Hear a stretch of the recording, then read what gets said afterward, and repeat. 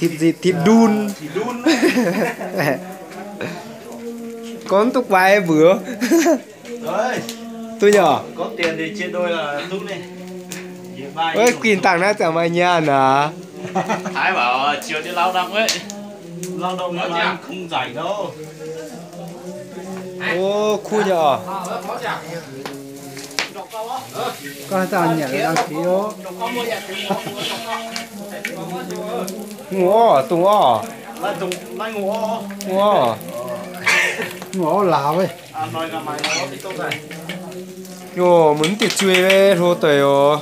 Vẫn là chiến nào á?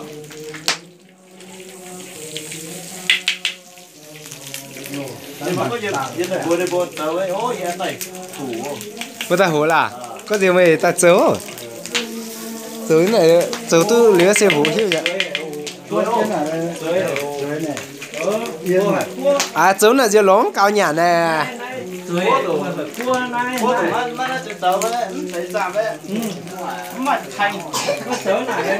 Mà tàu than.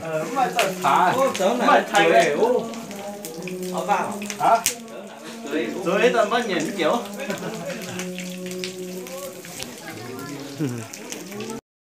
Năm mươi hay nhủ nhở. Phân như nào?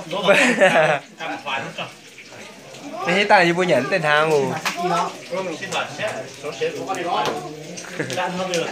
Năm mà ta hiểu con này sẽ hàng ở. Nên là bố con ý xí hiểu.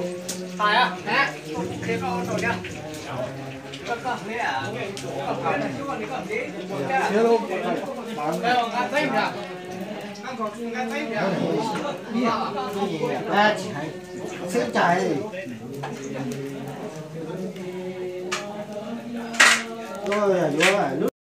Chiều chứ nó. Này mới ta nát trả này. Tại vì này thì Đấy. À gì lại chịu rồi. Giờ cho có thêm mà cùng phu đòn nữa. tô liu vậy đó. Mà tôi hao. Mình biết là ăn trà đó. Yes, rất cháo biết ra. Này thôi nhưng ngập vậy đó. Hơi không được hơi chó trà phụ trà cái gì đấy. Ô, nó chạy phụ trà dính kìa. Tôi bây giờ kia thu cho mấy hải vừa. Chỉ lấy cả, chỉ lấy cho phù. Vẫn này. Cho tôi pha nó đồ không vừa à? Sao vậy đó? Đây, chao trà hơ, cái miệng chao trà này hơ. Ôi, bữa sau trả này những cái bữa đi bát bơ. Cái miệng chao trà hơ. Cái này kêu mất không tới nhà té. Mới có cái chao trà là mới có cháo mà. Nhưng mà cháo là sao? Giờ nào này giúp bữa tôi châu thong rồi mà. Châu thong đó nè. Sao với cái hết tao cứ biển rồi. Chưa ra tao hố.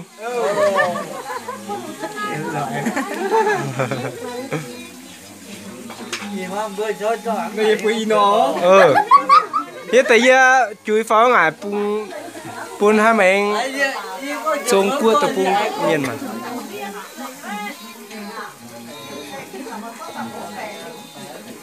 Chiều tết sớm pun vàng mà. Như giờ là bữa hiểm miên. Mới nó pun tiền hình như vậy.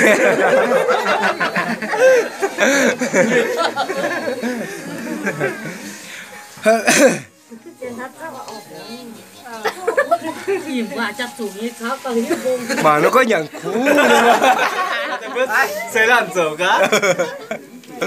Bữa tôi dở đến ba sẽ chắc cào. Cái này cứ bỉ rồi mày cái cháu.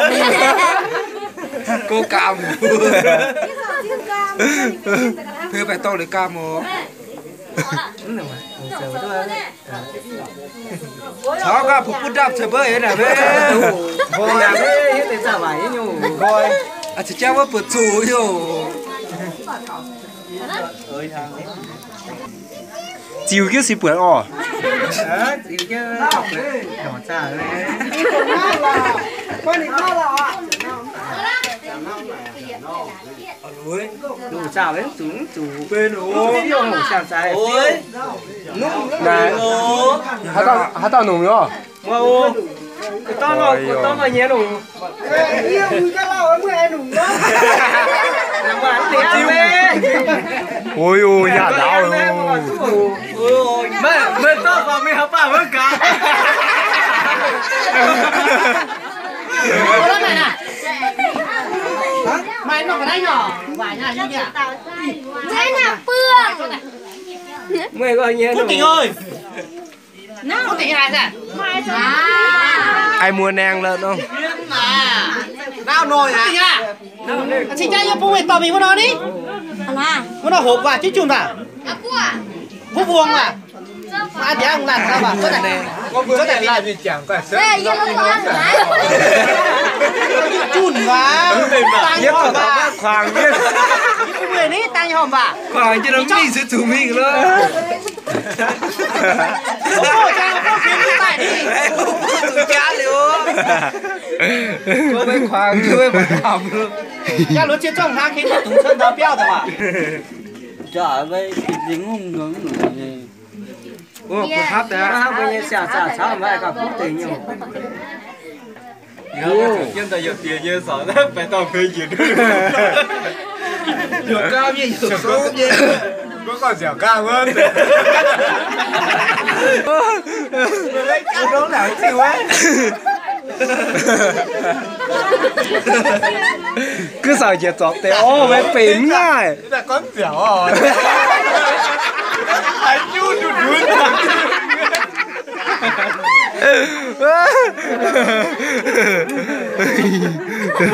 có dẻo cao đâu thế là có che hồi nào được quảng được ấy rồi quái gì kênh có bao đại con này chủ con tả ngang chủ chả thật sản nữa đi ngã cho cái chung này để cơ hệ thì tỏ biệt đi nữa tỏ đi với nó tao chỉ cái chuông à cái lâu nó tốt mình cái gì tỏ mình Là được mất cao không được chào. Không phải là mất cao. đấy gai tiền nữa à là chúa phanh kìa kèm nữa bữa đó kia là một chút tí xíu ạ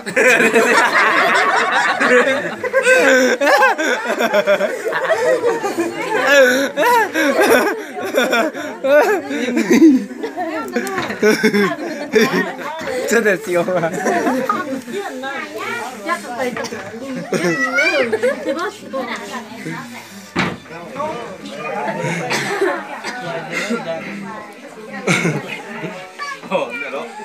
này là làn bữa ăn thì thiệt hả? tôi được nhảm như tôi này này lo về nhảm nhé vai lên tàu biển đi vô đây ha hẳn anh nhảm nó về không biết là thêm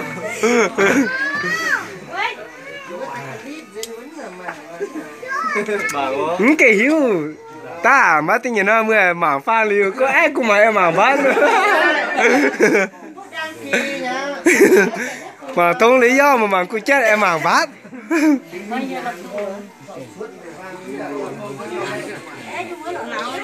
mình đã sáu tư tại được đi cái đường mà có lão có đâu phao là có mà cái thiếp bữa tàu chịu nó xuất giảm rồi à mà nó đó luôn phố à Đó sao mẹ? nó ta kinh chơi bơi thì chẳng có rồi chơi bơi kinh thôi đó là kinh đảng ấy chơi lo đi nào bữa ta mình mua tỏi ở hồ đúng không sao cha chỉ châu chào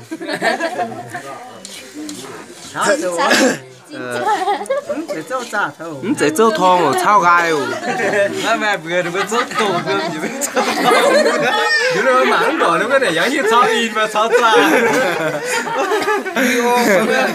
sao cha chỉ châu cha thong bữa ở lồng khu nó phiêu đua tòng bể như vườn phiêu cắt đấy chăng nãy chăng như bữa là bên hàng nó chờ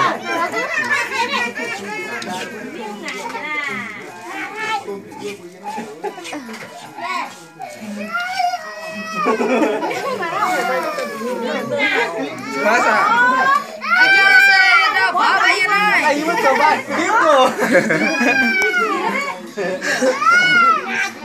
hai chú chú nhắn ôi tao còn hay hẳn níu nữa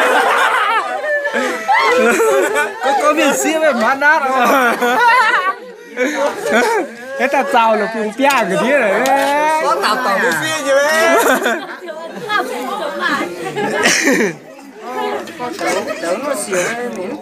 cớ mảng chết sao ra với chào chung tổng hơi nhỉ này bảo vừa bớt cho bảo cái gì nhỉ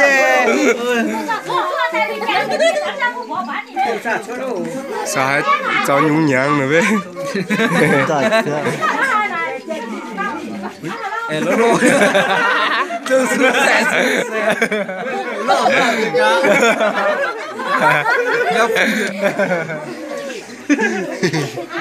các bạn nó chạy chà đó nó lại chạy chà bên nào của mai bơ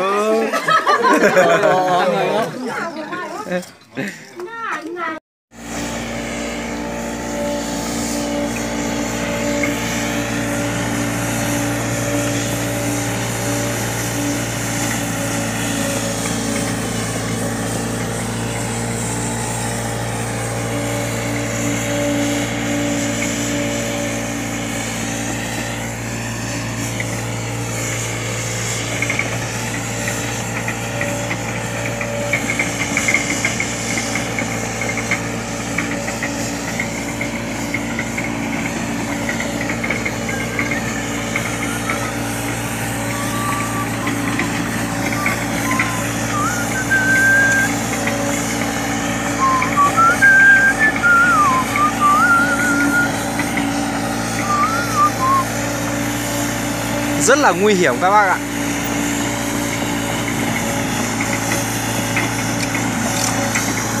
Chỗ này khá cao đấy.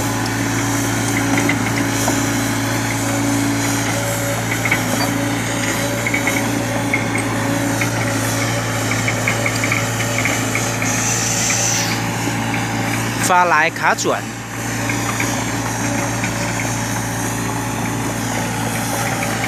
Đây nhìn sợ không? Lún hết cả đất.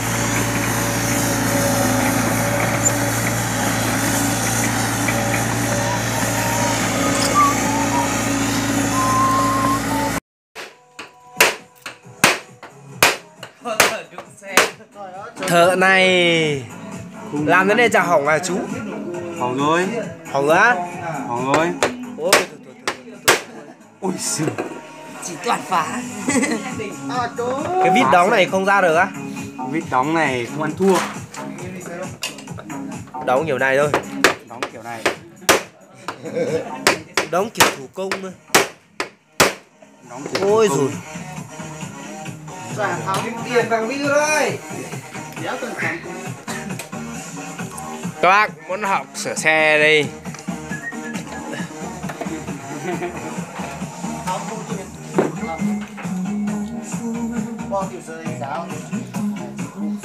Cái này là khi nào đi đâu là phải mài.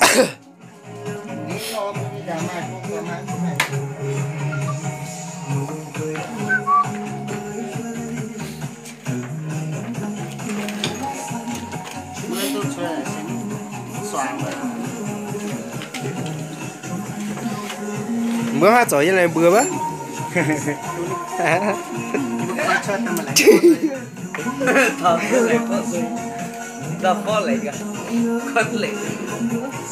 này là phải cậy thôi. Cái này nó chưa mở lần nào nó chắc lắm. Bán này mày móc mày chân móc được. Mày